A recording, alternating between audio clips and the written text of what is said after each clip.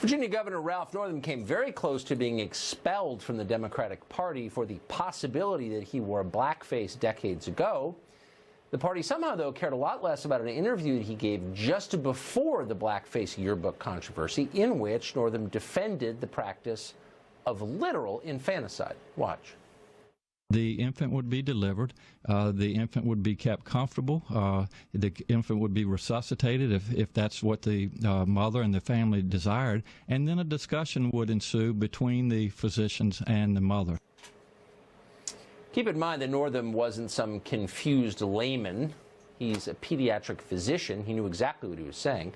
And it turns out he's not alone. Senate Democrats just filibustered a bill that would have imposed criminal penalties on doctors who failed to care for infants who survive late-term abortion. Abortion survivor Melissa Oden weighed in on that question earlier today. I survived a failed saline infusion abortion back in 1977 that was meant to poison and scald me to death. From the outside in, I actually endured that procedure over a 5-day period. My biological mother's labor was induced with the intent of me being expelled from the womb as a deceased child, and accidentally, I was born alive. The Democrats who voted last night against this bill really showed us that they're willing to sacrifice lives like mine to keep abortion on demand right there. Pretty stunning interview. It played earlier on Fox and Friends. It's the only channel that would play it, and I'm glad we did. Tammy Bruce is president of Independent Women's Voice, and she joins us tonight. So, Tammy, what's interesting is that this vote took place against the backdrop of a much broader health care debate. So Democrats are, in effect, arguing for health care for all except for children who survive abortion. How does that argument work? Yeah, look, obviously it doesn't, but it is informative, isn't it? These same people who want government to control our health care, to be the only resource for insurance and the decisions of who gets health care, can't even find it in their hearts to save a born child. That's who now say that they are the ones who are superior to us, who should decide all of our health care. That's on one point. But the other thing is, it's fascinating, Tucker, nobody wants what they're supporting, not even Democrats. A Gallup poll from last year, 18% of Democrats are okay with late-term abortion, with third trimester abortion. Only 13% of independents are. Not even Democrats want this, and so you have to ask, why are they doing it? Who are they pandering to? All I can think of is that those Planned Parenthood checks must be gigantic.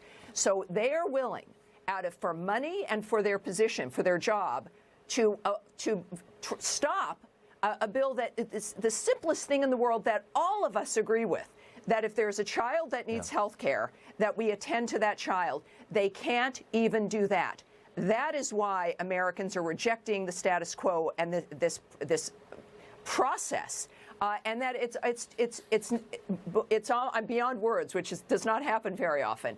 It is so No, but appalling. you're right, because but you make the point that this is not an abortion debate. No, it's a debate of whether to provide health care to a child. Yeah, and look, 80% of Americans agree with the Roe versus Wade limitation, certain circumstances to 12 weeks, and then support craters. Nobody is 80% is like, okay. But this is not about abortion. This is something very different, and it speaks to also the Alexandria Ocasio-Cortez dynamic of like, well, maybe you shouldn't even be having children. This is the mind of these individuals. A person on my blog had noted very cleverly that at least now maybe we wouldn't have to worry about that free tuition if the Democrats get their way, because no one will be there to go to college. Why am I laughing? It's so ghoulish. It's ghoulish, but this is important for the American people to realize. This is not all roads leading to Rome. This is for those of us who are Democrats and have identified as pro-choice, and this is the other thing that's happened in the last month, Marist poll. Last month, pro-choice identified 55%, pro-life 38%. Now, February, it's even, 47 to 47%. Right. Remarkable extremism, shift in the attitude. It's exactly. No, you're totally right, because there's a cost to extremism. I hope there is. And it's been in education Tammy in Bruce, the last 4 weeks. It really has been shocking, even to me. Hard to shock. Tammy Bruce, great to see you. Thank you, dear.